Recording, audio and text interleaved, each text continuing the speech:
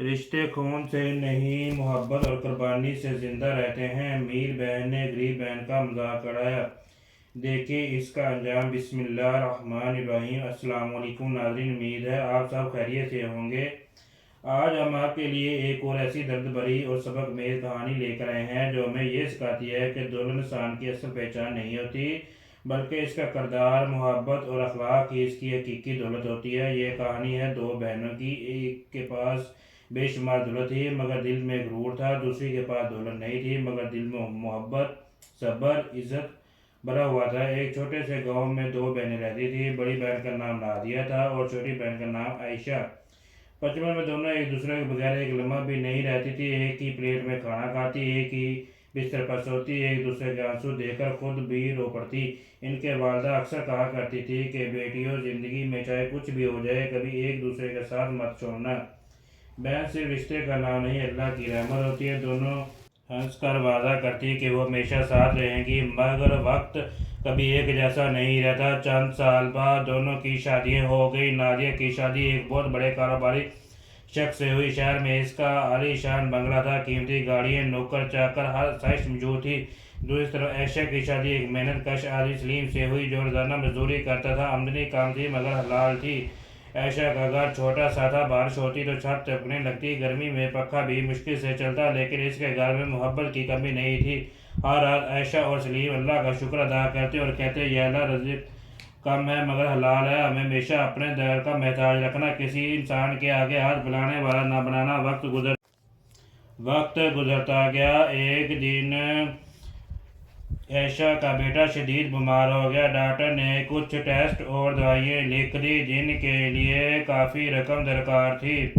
عائشہ نے گھر کے ہر کونے میں تلاش کیا مگر اس کے پاس اتنے پیسے نہیں تھے۔ اس نے اپنی شادی کے وقت ایک چھوٹی سی انگوٹھی بھی بیچ دی لیکن پھر بھی رقم پوری نہیں ہو سکی۔ سلیم خاموش بیٹھا تھا، اس کی آنکھوں میں بے بسی صاف نظر آ رہی تھی۔ وہ بولا، عائشہ، میں پوری کوشش کر رہا ہوں مگر آج مزدوری بھی نہیں ملی۔ عائشہ نے شوہر کے کندھے پر ہاتھ رکھا اور مسکرا کر کہا، اللہ بڑا مہربان ہے، وہ ضرور کوئی راستہ نکالے گا۔ مگر دل ہی دل میں اس کی آنکھیں بھیگ چکی تھی۔ رات بھر وہ اپنے بیمار بچے کا سراہنے بیٹھی رہی، کبھی ماتھے پر ہاتھ رکھتی، کبھی دعا کرتی، کبھی خاموشی سے آنسو پونجھ لیتی۔ صبح ہوئی تو پڑوسی کی ایک خاتون نے مشورہ دیا، تم اپنی بڑی بہن نادیہ کے پاس کیوں نہیں چلی جاتی؟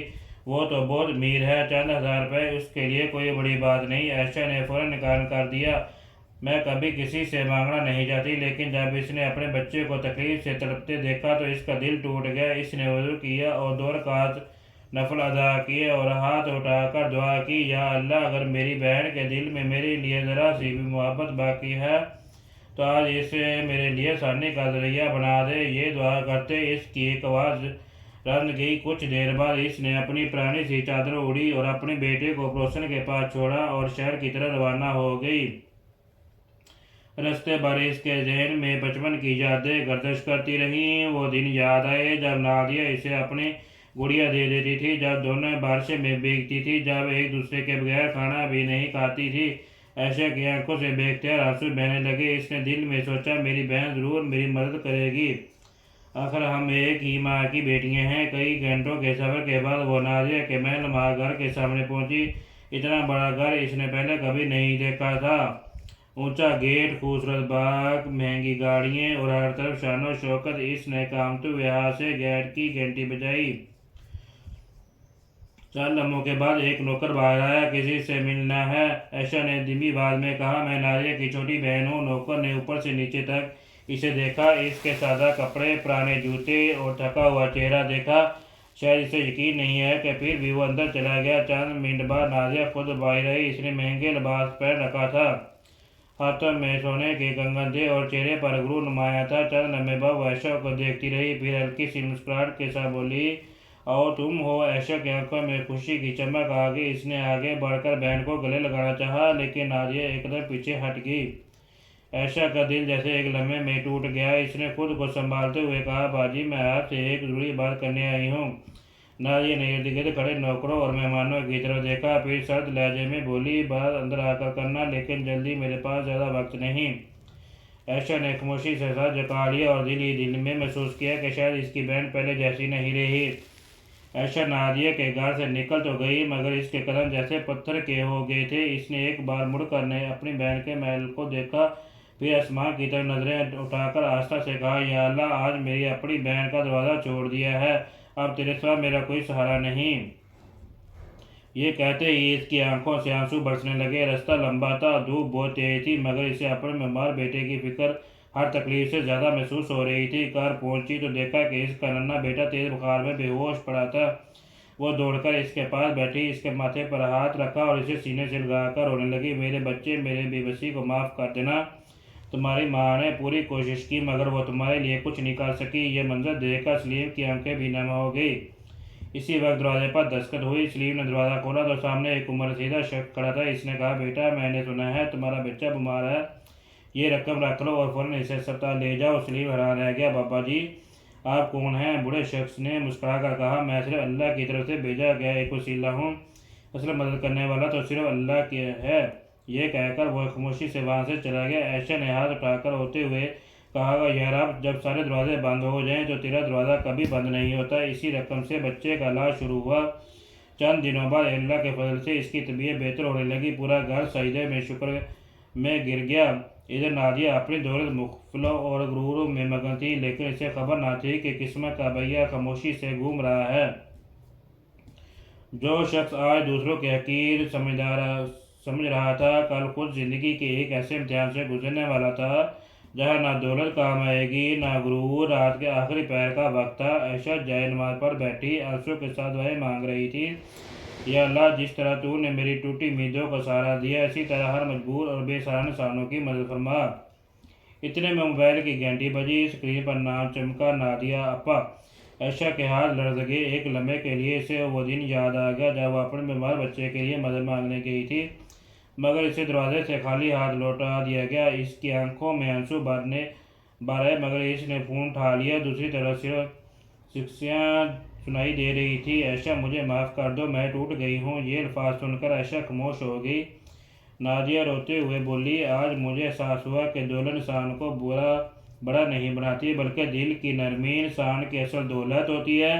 میرے شوہر شدید بیمار ہیں، کاروبار ختم ہو گیا ہے اور جن لوگوں پر مجھے غرور تھا سب میرا ساتھ چھوڑ گئے ہیں۔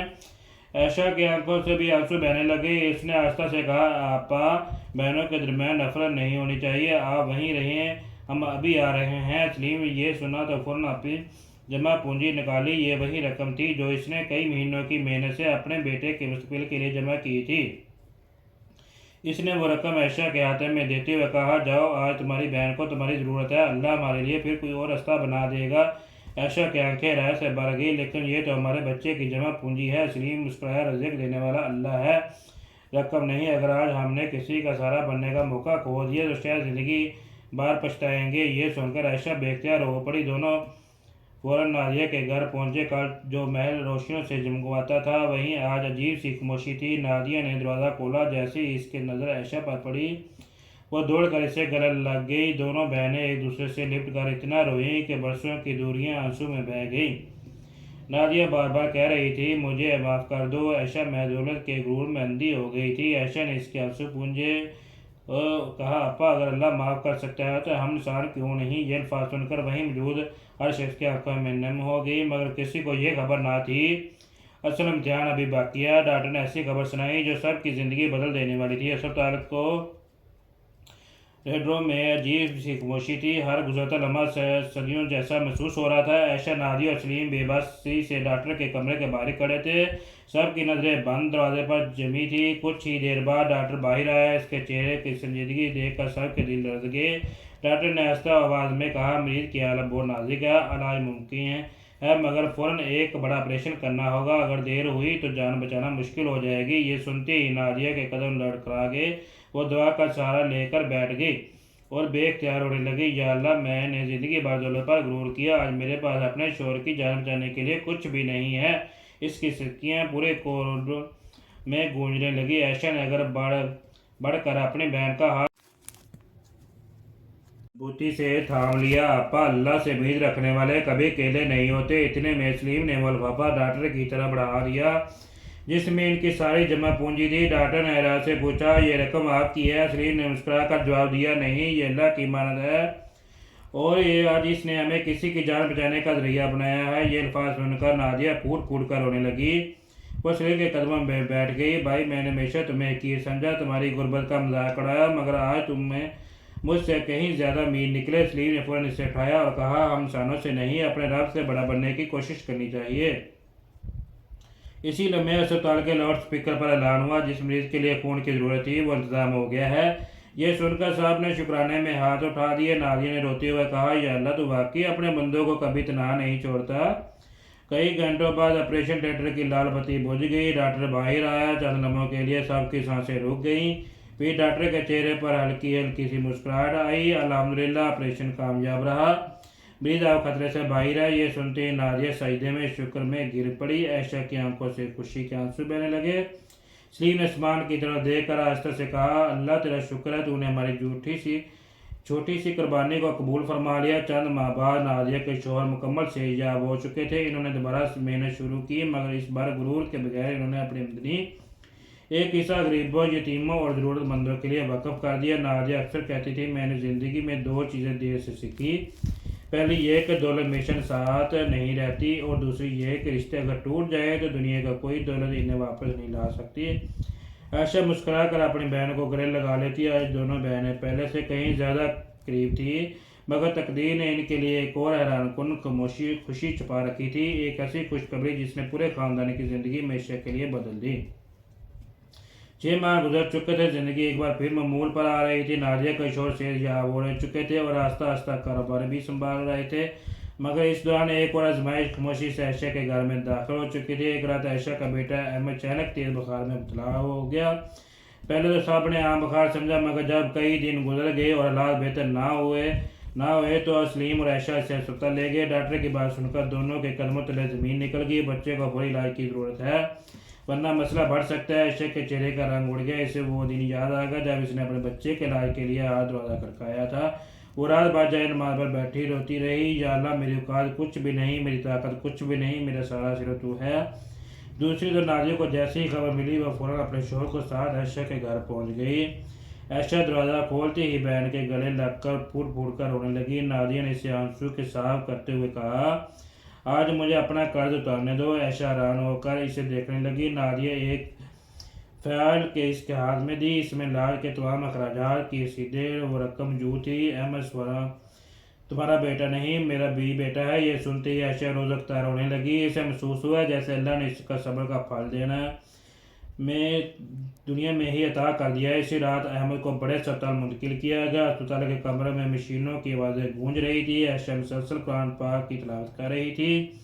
سلیم خاموش بیٹھا اپنے بیٹے کو دیکھ رہا تھا۔ اس کے دل میں ہزاروں خوف تھے، مگر زبان پر صرف ایک جملہ تھا، یا اللہ، میرے بچے کی حفاظت فرما۔ اچانک احمد آہستہ سے آنکھیں کھولی، کمزور آواز میں بولا، امی، آپ رو کیوں رہی ہیں؟ یہ الفاظ سن کر عائشہ کے آنسو بے قابو ہو گئے۔ صفا بیٹے کا ماتھا چوما، میں نہیں رو رہی بیٹا، تو اللہ کا شکر ادا کر رہی ہوں۔ کئی دنوں کی دعا، علاج اور انتظار کے بعد وہ لمحہ آ گیا جس کا سب کو انتظار تھا۔ ڈاکٹر مسکراتے ہوئے کمرے میں داخل ہوا، موبائل کو، بچہ اب خطرے سے باہر ہے۔ یہ سنتے ہی عائشہ سجدے میں شکر میں گر گئی۔ نادیہ اور سلیم کی آنکھوں میں بھی نم ہو گئی۔ اسی دوران صاحب نے محسوس کیا کہ جب انسان اللہ پر بھروسہ کرتا ہے تو ناممکن بھی ممکن ہو جاتا ہے۔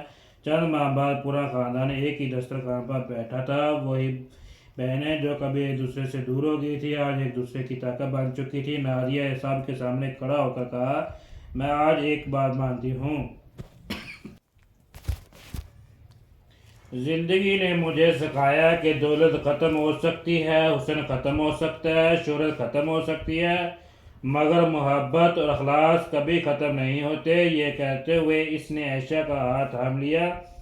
میری سب سے بڑی دولت میری بہن ہے۔ عائشہ کی آنکھوں سے آنسو بہنے لگے۔ اسی لمحے ان کی بوڑھی ماں جو خاموشی بیٹھی سب کچھ دیکھ رہی تھی، بول اٹھی، میں نے ہمیشہ اللہ سے یہی دعا مانگی تھی کہ میری بیٹیاں ایک دوسرے سے محبت کریں، آج میری دعا قبول ہو گئی۔ ماں کے یہ الفاظ سنتے ہی سب کی آنکھیں نم ہو گئی۔ کمرے میں عجیب سی محبت اور سکون کی فضا پھیل گئی۔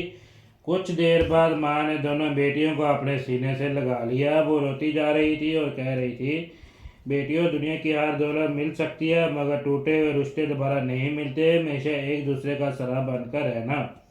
اسی رات کسی کی آنکھوں میں نیند نہیں تھی، سب اللہ کا شکر ادا کر رہے تھے۔ عائشہ چھت پر کھڑی آسمان کی طرف دیکھ رہی تھی۔